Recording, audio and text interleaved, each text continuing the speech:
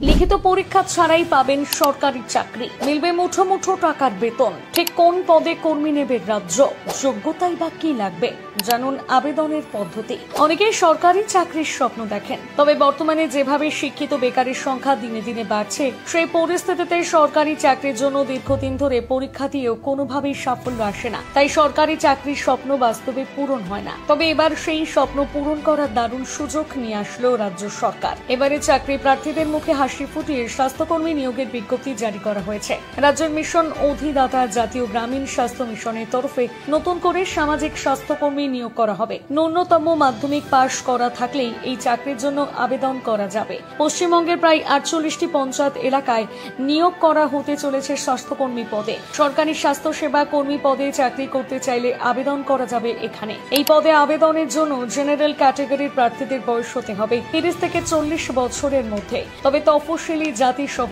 সংরক্ষিত শ্রেণীর জন্য রয়েছে বয়সের ক্ষেত্রে ছাড়। এখানে আবেদনের জন্য ইচ্ছুক প্রার্থীকে ন্যূনতম মাধ্যমিক পাশ করতে হবে। এছাড়া উচ্চশিক্ষা থাকলেও আবেদন করা যাবে এখানে কোনো লিখিত পরীক্ষা হবে না, শুধুমাত্র মাধ্যমিকের নম্বর এবং ইন্টারভিউর ভিত্তিতে নিয়োগ করা হবে। এখানে আবেদনের জন্য ভোটার বা আধার কার্ডের কপি, শিক্ষাগত যোগ্যতার সব কপি এবং রেজাল্টের কপি, ঠিকানার প্রমাণপত্র, জাতিগত শংসাপত্র, মাধ্যমিকের অ্যাডমিট কার্ডের কপি প্রয়োজন। এরপর প্রথমেই অফিসিয়াল ওয়েবসাইট থেকে আবেদনপত্রটি প্রিন্ট আউট বের করতে হবে। তারপর প্রয়োজনীয় তথ্য দিয়ে সঠিকভাবে আবেদনপত্রটি পূরণ করে জরুরি নথিপত্র সহ মুখ বন্ধ খামে ভরতে হবে।